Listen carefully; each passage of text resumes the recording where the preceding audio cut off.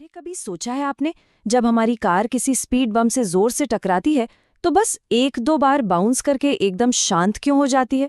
वो लगातार हमेशा के लिए ऊपर नीचे उछलती क्यों नहीं रहती? या फिर वो पार्क वाला झूला, जब हम उसे धक्का देना बंद कर देते हैं तो वो अपने आप धीरे धीरे रुक क्यों जाता है? मतलब रियल वर्ल्ड में कोई भी चीज अनंत काल तक, इन्फिनिटी तक ऑसिलेट क्यों नहीं करती? आज ना हम इसी बड़े रहस्य से पर्दा उठाने वाले हैं।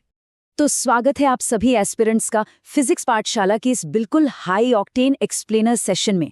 आज का हमारा टारगेट एकदम क्लियर और कट टू कट है। आने वाले कॉम्पिटिटिव एग्जाम्स के लिए डैम्प्ड ऑसिलेशंस के टॉपिक को पूरी तरह से मुट्ठी में करना। आज इस टॉपिक को हम ऐसे डिकोड करेंगे ना कि इसके कॉन्सेप्ट्स आपके दिमाग में हमेशा हमेशा के लिए छप जाएंगे। तो चलिए बिना टाइम वेस्ट किए शुरू करते हैं। आज के सेशन का हमारा शानदार रोड मैप कुछ ऐसा दिखने वाला है। सबसे पहले हम करेंगे कॉन्सेप्ट अनपैकिंग, फिर देखेंगे द बिग 3 यानी डैम्पिंग के 3 मेन टाइप्स। उसके बाद सीधे चलेंगे एग्जाम गोल्ड माइंस पर, जहां से डायरेक्ट सवाल आते हैं। और लास्ट में होगा आपका फेवरेट, एक रैपिड प्रैक्टिस एमसीक्यू राउंड। तो चलिए सीधे डाइव इन करते हैं सेक्शन 1 में, कॉन्सेप्ट अनपैकिंग। आखिर ये डैम्पिंग भला क्या है? आप जरा एक क्लासिक मास स्प्रिंग सिस्टम को इमेजिन कीजिए। जब ये मास मूव करता है ना, तो आपको क्या लगता है? क्या सिर्फ स्प्रिंग का रिस्टोरिंग फोर्स काम कर रहा है? जी नहीं, असल दुनिया में, रियल वर्ल्ड में एक विस्कस ड्रैग फोर्स भी होता है। और मजे की बात यह है कि ये ड्रैग फोर्स हमेशा वेलोसिटी के एकदम अपोजिट, एकदम उल्टी दिशा में लगता है। चाहे वो हवा का रेजिस्टेंस हो या फ्रिक्शन, ये सिस्टम के मोशन का लगातार विरोध करता है। और इसी टक्कर की वजह से सिस्टम की एनर्जी धीरे धीरे हीट के रूप में गायब हो जाती है। बस यही वो जादुई फोर्स है जो हमारे उस सिंपल हार्मोनिक मोशन के इक्वेशन को पूरी तरह से पलट कर रख देता है। और यही एंट्री होती है हमारे हीरो की, जिसे कहते हैं डैम्पिंग रेशियो। इसे हम ग्रीक लेटर जीटा से दिखाते हैं। अगर आप मुझसे पूछें तो इस पूरे चैप्टर का ये अल्टीमेट चीट कोड है। ये एक डायमेंशनलेस पैरामीटर है और जीटा की ये छोटी सी वैल्यू हमें तुरंत बता देती है कि कोई भी सिस्टम कितनी जल्दी शांत होगा या फिर वो लगातार ऑसिलेट करता रहेगा। कॉम्पिटिटिव एग्जाम्स फोड़ने के लिए ना इस पैरामीटर को समझना बहुत बहुत क्रूशियल है। आगे बढ़ते हैं सेक्शन 2 की तरफ, द बिग 3, एग्जाम्स में सबसे ज्यादा पूछे जाने वाले डैम्पिंग के 3 मुख्य प्रकार। तो लिस्ट में सबसे पहला नाम है अंडरडैम्प्ड मोशन। इस केस में जो हमारा जीटा है ना, वो 1 से कम होता है। इसे ऐसे इमेजिन कीजिए जैसे एक वेव है जो धीरे धीरे सिकुड़ते हुए छोटी हो रही है। यहाँ एम्पलीट्यूड एक्सपोनेंशियली कम तो हो रहा है, लेकिन ध्यान दीजिए ऑसिलेशन अभी भी जिंदा है। इसका सबसे क्लासिक एग्जाम्पल है गिटार के स्ट्रिंग। जब आप उसे प्लग करते हैं तो वो वाइब्रेट करती है, एक शानदार आवाज आती है और फिर वो आवाज धीरे धीरे फेड आउट हो जाती है, बिल्कुल वैसा ही। अब आता है नंबर 2, क्रिटिकली डैम्प्ड मोशन। यहाँ जीटा की वैल्यू एकदम .1 के बराबर होती है। और पता है इसकी खासियत क्या है? यहाँ कोई ऑसिलेशन नहीं होता, बिल्कुल नहीं। सिस्टम एकदम शॉर्टेस्ट पॉसिबल टाइम में, बिना जरा सा भी ओवरशूट किए, फटाक से अपने इक्विलिब्रियम पर वापस लौट आता है। हमारी कारों के जो शॉक एब्जॉर्बर्स होते हैं ना, वो बिल्कुल इसी प्रिंसिपल पर काम करते हैं। वो स्पीड बम के झटके के बाद कार को तुरंत स्टेबल कर देते हैं, वरना हम तो कार के अंदर ही उछलते रहते हैं। ये एकदम फास्टेस्ट रिटर्न है। और तीसरा है ओवरडैम्प्ड मोशन। यहाँ हमारा जीटा 1 से बड़ा हो जाता है।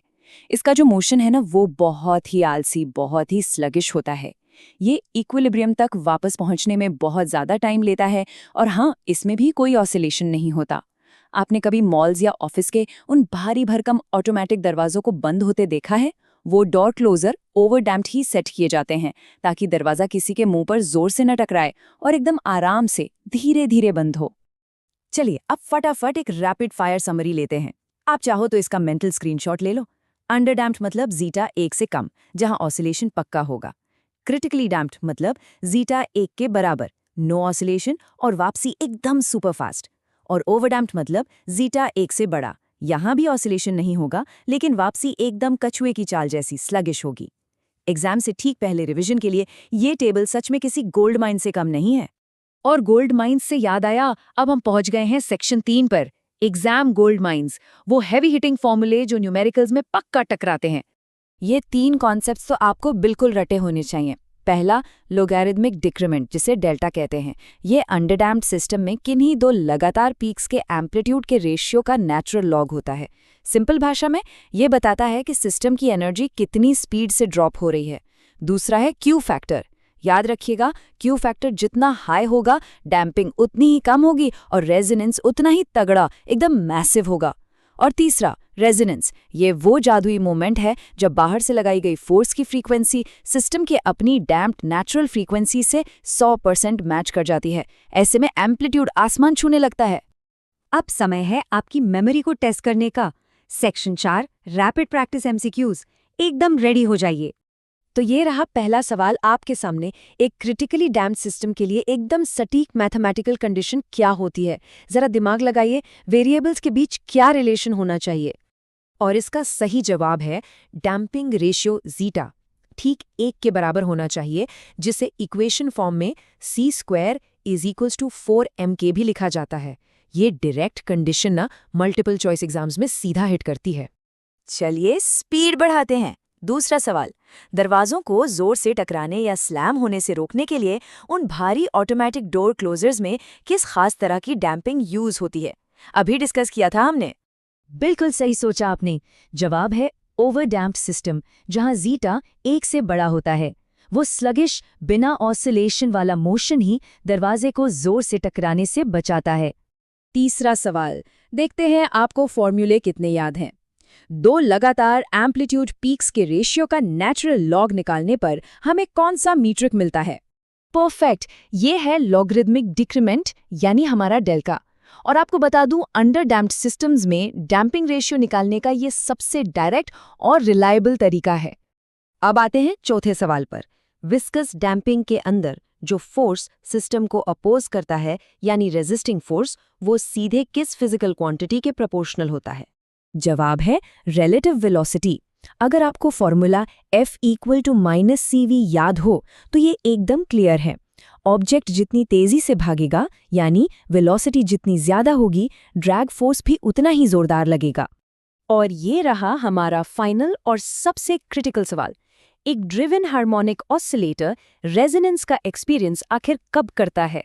वो कौन सी 2 फ्रीक्वेंसीज हैं जिन्हें आपस में हाथ मिलाना होता है? क्या बात है, एकदम सही। जब बाहर से लगने वाले फोर्स की फ्रीक्वेंसी सिस्टम की अपनी डैम्प्ड नेचुरल फ्रीक्वेंसी से बिल्कुल मैच कर जाती है। इस रैपिड फायर राउंड में आपका जो फोकस था ना, वो सच में कमाल का था।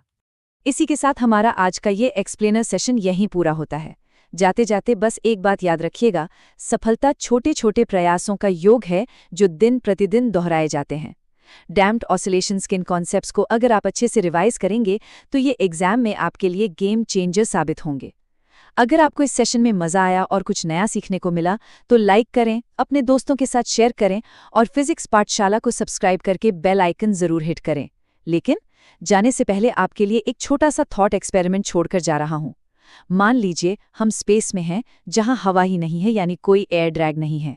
अगर वहां एक स्प्रिंग मास सिस्टम को ऑसिलेट करने के लिए छोड़ दिया जाए तो क्या वो सच में लिटरली अनंत काल तक चलता रहेगा, या फिर कोई और छुपी हुई डैम्पिंग उसे भी आखिरकार रोक ही देगी?